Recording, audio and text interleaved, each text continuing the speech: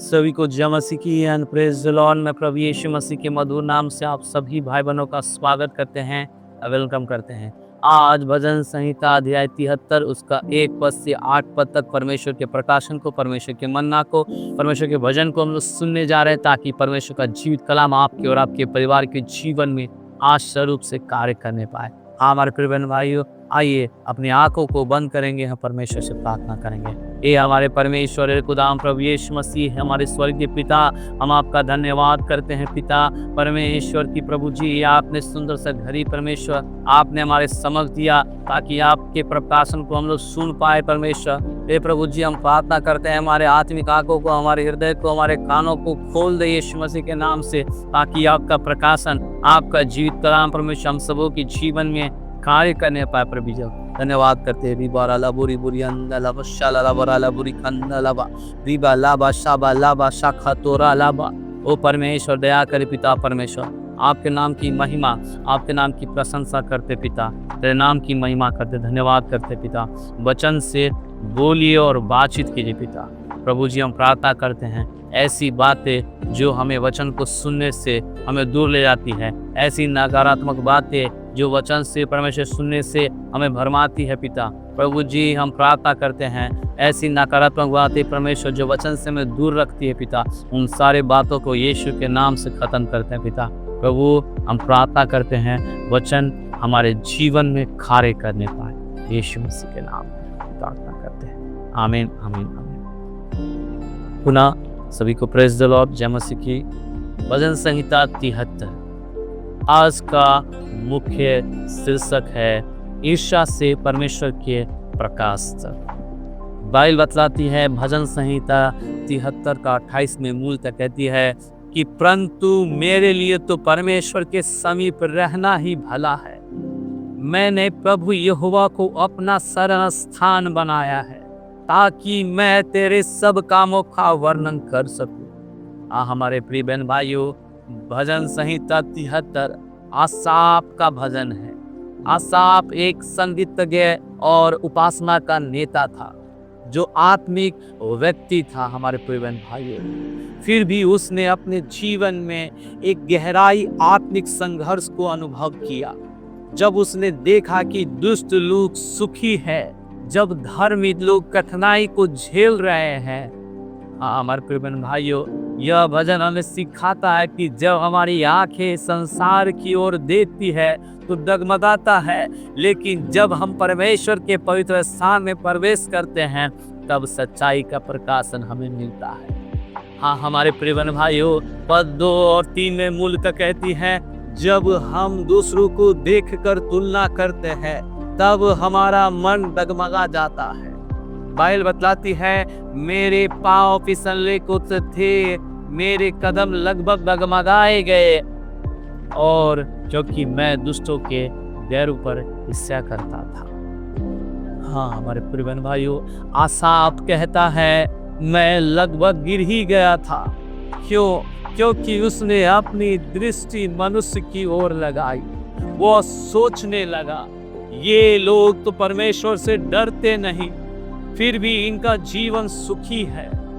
हमारे प्रिय भाइयों, जब हम दूसरों की स्थिति देखकर अपनी आत्मिक दृष्टि को खो देते हैं तो विश्वास कमजोर पड़ जाता है। इसलिए बाइबल कहती है, 2 कुरिन्थियों 5:7 में, हम देखने से नहीं विश्वास से चलते हैं। हमारे प्रिय भाई, आगे पद 18 से 20 में मूलतः हम देखते हैं, दुष्टों की समृद्धि केवल अस्थायी है। बाइबल बतलाती है, निश्चय तू उन्हें फिसलन की जगहों पर रखता है, तो उन्हें विनाश की ओर गिराता है। हमारे प्रिय भाइयों, आगे हम देखते हैं कि वे बाहर से सुखी दिखते हैं पर भीतर से खाली है, उनका अंत अचानक होता है।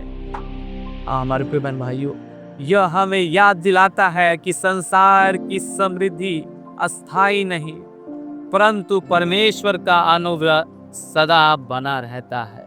हमारे प्रिय बहन भाइयों, और आगे हम पद 17 में मूलतः देखते हैं, जब हम परमेश्वर के पवित्र स्थान में प्रवेश करते हैं तब सच्चाई प्रकट होती है। जब तक मैं परमेश्वर के पवित्र स्थान में न गया तब तक मैं उनका अंत नहीं समझा। हम यहाँ पे इस पद में हम एक मोड़ मिलता है, एक टर्निंग पॉइंट मिलता है। जब आसाफ परमेश्वर की उपस्थिति में आया तब उसकी समझ बदल गई। हमारे प्रिय भाइयों, वो अब संसार की दृष्टि से नहीं बल्कि परमेश्वर की दृष्टि से देखने लगा। आगे हम देखते हैं कि उपासना वह स्थान है जहां भ्रम मिटता है और आत्मा को सत्य का प्रकाशन मिलता है।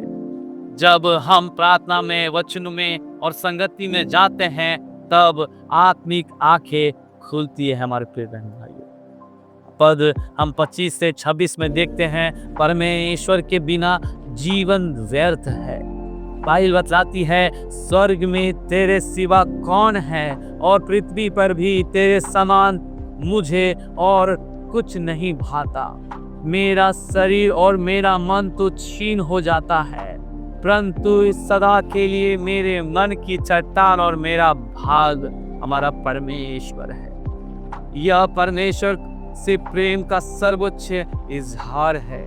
आसाफ कहता है, मुझे किसी की ईर्ष्या नहीं, क्योंकि मेरा सारा सुख तू है परमेश्वर। हाँ हमारे प्रिय भाइयों, जब आत्मा इस स्थान पर पहुंचती है तब बाहरी परिस्थितियां मायने नहीं रखती। हमारे प्रिय भाइयों, सच्ची संतुष्टि केवल परमेश्वर की संगति में मिलती है। हमारे प्रिय, आगे हम पद 28 में मूलतः देखते हैं कि सच्चा आशीर्वाद परमेश्वर की निकटता है, परंतु मेरे लिए तो परमेश्वर के समीप रहना ही भला है।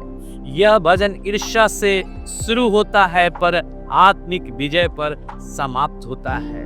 हमारे प्रिय भाइयों, आसाफ ने सीखा कि दुष्टों की समृद्धि क्षणिक है, परंतु परमेश्वर की उपस्थिति स्थायी है। सच्ची शांति और आनंद परमेश्वर के साथ संबंध में है। हाँ हमारे प्रिय भाइयों, आज परमेश्वर आपसे बोलना और बातचीत करना चाहता है। आज का संदेश यह है कि जब जीवन में तुलना और ईर्ष्या आए तो अपनी दृष्टि मनुष्य से हटाकर परमेश्वर पर लगाएं। जब प्रश्न उठे कि क्यों मैं दुख में हूँ और वे आनंद में हैं, तो स्मरण रखें, प्रभु जानता है अंत क्या होगा। जब मन टूटे तब कहे, मेरा शरीर और मेरा मन क्षीण हो जाता है, परंतु परमेश्वर सदा के लिए मेरी चट्टान है। हमारे प्रिय बहन भाइयों, आइए हम इस वचन के लिए दुआ करेंगे, प्रार्थना करेंगे, अपने आंखों को बंद करेंगे। हे प्रभु, जब मैं संसार को देखकर डगमगाता हूँ तो मुझे तेरे पवित्र स्थान में खींच ले। मुझे तेरी दृष्टि से दिखा पिता प्रभु जी, और मेरी आत्मा को यह जानने दे कि तेरे संग ही मेरा सबसे बड़ा धन है।